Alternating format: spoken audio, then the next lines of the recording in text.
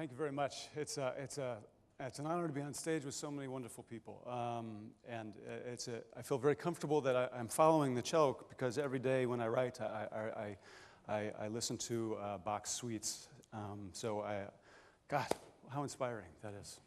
I am a writer, and I tell stories. I write books. I write books about real people doing their work. I've always written, have always needed to write, and I think it wasn't until I was in college that a teacher of mine said these words to me that I understood the value of story. A need to tell and hear stories is essential to the species Homo sapiens. Second in necessity, apparently after nourishment, but before love and shelter. Millions survive without love or home, almost none in silence. The opposite of silence leads quickly to narrative, and the sound of story is the dominant sound of our lives, from the small accounts of our day's events to the vast incommunicable constructs of psychopaths. For someone to say to me that story was more important than love or shelter was important to me. Here's a man passionately devoted to his craft, and I think that he's right. Story is that important. Our lives are chaotic. Our lives are a mess. Our lives don't have a beginning, middle, and end that we can really know. It's through story that we understand our lives, the lives of others, the pursuits of others. What I do is I walk into a scene, a situation, and follow somebody at work.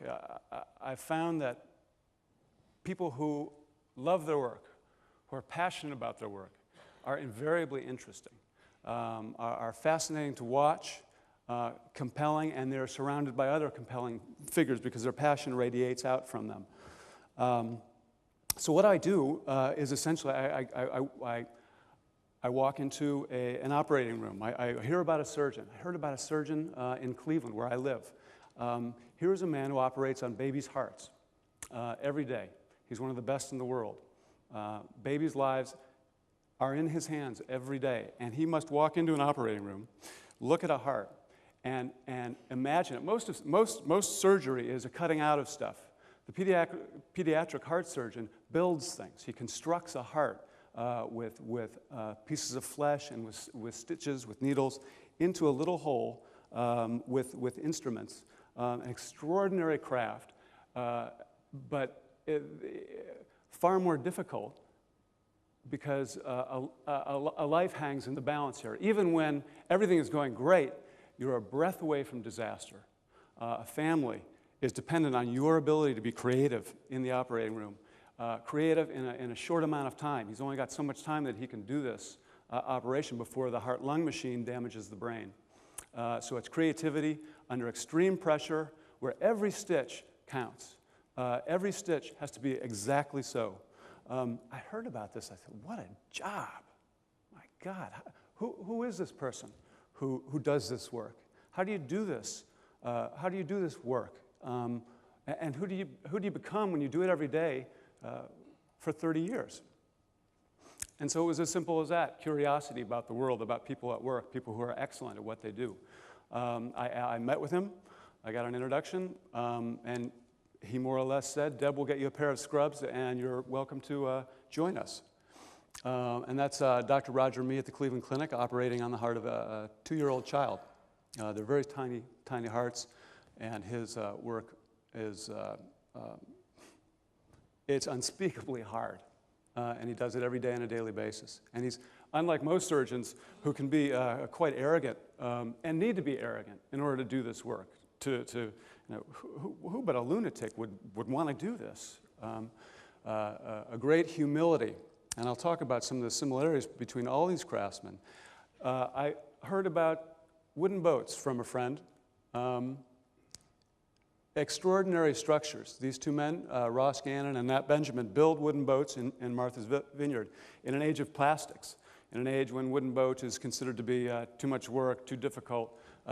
They maintain the craft of building wooden boats, bending planks of wood around a frame to keep the water out, filling the cracks with caulk. And they do so in a beautiful way. Their craftsmanship is restricted by the way wood will bend. Again, great craftsmen, ingenious men whose decisions, in fact, many lives can depend. There's a sign in the boatyard that says, upon your decisions, lives and property depend. If they don't build their boats well, people can die in the ocean, at sea. Any sailor knows the power of the ocean, and that is their craft. And they're beautiful crafts. From this boat to a wooden power boat, which are rolling here in their boat shop. They're ingenious. They work like they could be Egyptians. They use pulleys to lift this 40,000-pound or 20,000-pound motorboat. It's going to be a power boat. He also builds 65-foot schooners, all out of wood and brass, all out of natural material. Extraordinary thing to go in there. What I do is I ask to work at the boatyard. I ask to hang out, talk to people, listen to their stories, and come out. And through watching a year's worth, I'll stay at the boatyard for a year. I stayed at the surgical center for a year, talking to everybody. It's only by staying there and listening to people talk about their work, hearing the language of their work, and then being able to speak the language of their work, only then do they begin to open up and tell you their story. And I listen to their stories. And from the chaotic, endless nature of their work, I have to select detail and create and fashion a beginning, a middle, and an end. It all changed for me, what I do and how I go about my work, when I went to the CIA, to the Culinary Institute of America. I thought it would be a neat idea to go to the most prominent cooking school in the United States and learn what it meant to be a cook. What did the best school in the country say that a cook had to know in order to be a cook or a great chef? And so I went there, and I was in for a surprise, because what I found was that you can't know what it is to be a cook unless you become a cook. To become a cook, to become a great cook. And I say cook as a term of great, it's sort of denigrated in the United States. Chef is the title, but anyone can call themselves a chef. Among chefs, they are cooks. And when you call somebody a good cook, when one chef says of that chef, he's a damn good cook. It's a term of highest respect, so I use cook with a great amount of respect. I realized that I could not learn what this world was all about unless I became a cook myself. The changes that happen are interior. You think about the world differently. Your relationship to heat and steel surfaces change. Organization, focus, something called mise en place, which is having everything in place to get the job done, seem to translate to worlds beyond the kitchen. I found in cooking a metaphor for living, and it changed the way I perceived the world and changed the way I perceived my work and showed me the importance of doing the work in order to understand what people are all about. So I became a cook. And it's only by becoming a cook that you understand why cooks are so mad, why they're a little crazy. I worked a grill station. I got out of school and started working as a cook, and put my thermometer out on my station. And through service from 5:30 to 11 o'clock, where you're moving fast all the time, it was 150 degrees, which is really hot. And I realized that chefs are a little crazy because I think they actually cook themselves. You notice there's a little brown tint to their eyes. They're caramelized. They've cooked their eyes.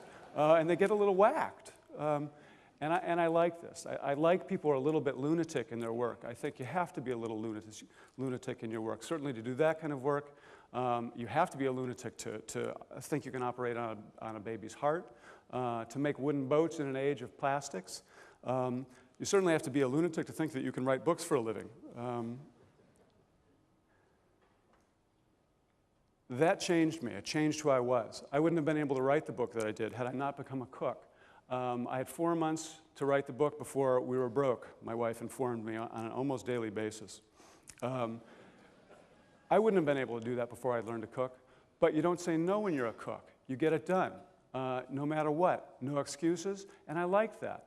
I liked that this was work that held you responsible for it. And so I learned to cook. As soon as I got out of culinary school, I really had, and I worked as a cook. I was looking to write more about the work of the cook because I knew there was something important here. There was something more to know. I didn't know what it was. There was something out there. I had something to learn, not about food and cooking, but about life and about how we lived it and about our choices in life. A gift from God came. I can only explain it that way. I got a call virtually out of the blue from Thomas Keller out of the French Laundry. Thomas Keller is considered to be among the best chefs in the United States. I think the best chef in the United States. Had a mystique about him, something otherworldly about him. He ran a restaurant that the New York Times called the most exciting restaurant in the United States. He asked me to come out and write his cookbook. They wanted a real writer, they said, not a cookbook writer. They wanted somebody who could tell a story, because he wanted to tell a story of his restaurant.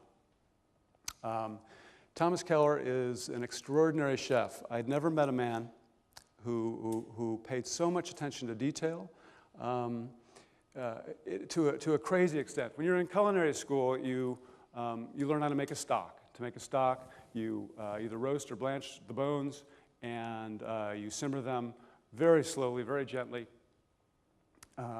for hours and hours, and then add aromatic vegetables and seasonings to get your stock. At the CIA, they stressed how it had to be a lazy bubble, and in French the word is frémir. The surface is just supposed to tremble.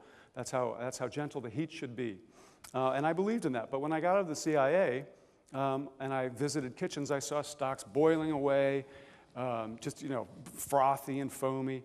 And I started to question whether or not what they taught us at school was, that's the perfect way to do it, but there's a lot of successful restaurants not doing it this way. When I went out to the French Laundry, I was invited out there, and I spent off and on at least 2 months just hanging out at the restaurant, talking to people, as I do. Wore chef whites, did work when I could, talked to the cooks, talked to the purveyors who brought him his fish, his meat, his vegetables. Spoke with the chef at length, and I found that he didn't make stock that way either. He washed the bones first. He cleaned the bones even before he put them in the pot to make stock. Most people shuck fava beans. They shuck fava beans, boil them, shock them in ice water, and then peel them because they're very easy to peel that way. They're very hard to peel when they're raw. They break, and it's very time-consuming. But this chef not only wanted them peeled before they were cooked, he wanted them boiled in water so hot that and in a pot so big that when the fava beans entered the water would not lose its boil. A guy I know I've talked to a chef personally, one of his cooks, who spent all morning peeling a big bucket of favas, dumped it in the water lost its boil. Thomas saw it, said, boom again, throw them out. The cook didn't last long there. But that was a kind of detail that I just hadn't seen before. It was a level of attention to his craft that I didn't know existed. He's so fanatic. I mean, all the chefs I'd known were crazy. They were violent. They were rough. This guy, you can see the way that's him. That's a perfect picture of him because he always said you have to treat fish is so delicate. You have to treat it like a child. You'll damage its flesh. So not only, and as we all know, in cooking school we store fish on ice to keep it as fresh as possible. Thomas doesn't just lay it on top of the ice. He stores it in the same position that it swims, so that it stresses the flesh less. There is no detail that is beyond him, that is too difficult to do. No detail too small to attend to. He is the one who is sweeping the floor when he doesn't have anything to do. He's the one on his knees wiping out the back shelf. He's the one wiping down the oil bottles because he knows that if there's oil in the bottle that you're putting the oil in your pan to cook with, if there's oil in that bottle, eventually it's going to get on the plate. So you take it off the bottle now. There's dirt, there's fat, there's particles on the bones that's going to get into your stock. Wash it off now. His attention to cleanliness, sanitation, is extraordinary. I've just never seen anything like it. These are all craftsmen who I found myself watching. And we look for patterns in our lives. We create meaning in this apparently meaningless universe. Nat and Ross, Roger, me, all work with natural products. They work with their hands. And in this work, and in this craft, and in this attention to detail, they are all the same. They're passionate about what they do. All of them recognized excellence early on in their careers. They saw it before they were excellent themselves. They saw it, and they knew to follow it. They knew to emulate it very young, early in their careers. Where the grace comes to pursue excellence when you've been operating on a child for 6 hours and it doesn't work, and you have to go back in and try something new, it takes extraordinary energy. That's a third thing that all these craftsmen share, is a limitless energy. You cannot be blasé and achieve perfection. These people, and Thomas, whose work is so visual, it's so easy to watch it in action. You cannot be blasé and achieve perfection. We too easily accept mediocrity. We shouldn't accept it. We should pursue excellence relentlessly because we can, because the world will be better, more beautiful, and these craftsmen are the ones who show it. An example of his craft, there's one last part of their creativity. All these very creative people in very different forms. They all look to their past for innovative ideas to the future. They do not cut loose from the path. I think they would just float away into nothingness. Certainly the boat builders stick to traditional forms because there's only so many ways wood will bend and move beautifully through the water. The doctor, of course, could not do his work without recognizing and standing on the shoulders of the maverick heart surgeons who started this crazy field. And while they killed many people in their attempts, now save hundreds of thousands every year because of their work. Thomas, too, again in a way that's very visual, looks to the past for as a creative springboard to go further. Sol Veronique, which is just sol with grapes. He turns the grapes into raisins. He enfolds the raisins and some brioche in the sol to make a beautiful package and sauces it from there. We have something, in the United States, there's a dish called Caesar salad. It's a lovely, famous dish that's been served for decades.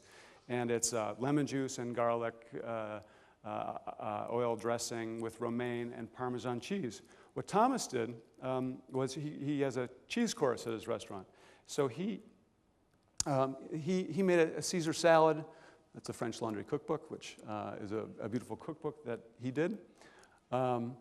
That is his Caesar salad, but it's served as a cheese course. He looked back to this, it's almost a cliche, the Caesar salad in the United States. But instead he thought, well, I'll make a custard out of that Parmesan cheese, and I'll put it on a little piece of toast, which will be the crouton that are always in the salad. And I will put that on some dressing and a little salad of romaine on top and a Parmesan crisp. So he's taken all the components that he's known have worked for centuries. I'm sorry, not centuries, but I think it's about 100 years old, this salad, and created a new form of it that pleases people, that makes people laugh, that make them happy. Here's a chef that does not take himself too seriously. The most exciting part about watching Thomas cook and eating his food is that you see food in a whole new way. Instead of being very grave and serious and eating at this 3-star fine dining restaurant, I found myself laughing. I'd laugh. I'd have some carrot soup, and I'd laugh because it felt like I'd never had carrots before. He'd reduce carrots to the essence. True craftsmanship makes us see. There is a dish in the United States, or there's a combination of food that every child eats: tomato soup and grilled cheese sandwich. And it's terrible bread. We have terrible bread in the United States. We're getting better, but it's this white crap. And terrible cheese, processed cheese, and tomato soup out of a can. It's what he remembered as a child. It's what he loved, and we love this because it's part of our childhood. So he created a cheese course out of grilled cheese sandwich and tomato soup. And this is his cheese course. And you see a beautiful tomato consommé, which is just tomato water. That's very clear. Some blanched cherry tomatoes in that. Some beautiful farm-raised or farm-grown cheddar from Vermont, and potato chips. And this is his childhood. So it's important that I think it's critical to the craftsman, to anybody creative, never to lose sight of the past. Because that's where we understand what's true and durable, and that is what it will inspire us to continue creating, continue to push. That combined with relentless energy and a pursuit of excellence, perfection, which you can never reach, which is just an idea, which is just a goal, which is it's a direction. It's not a thing, it's a direction. Pursuing passion in every stitch, in every plank, in every piece of fish or every fresh herb. I have gotten extraordinary gifts from watching craftsmen, and maybe they'll find their way to your stage one day. I hope they do, because they're extraordinary people as well. Thank you very much.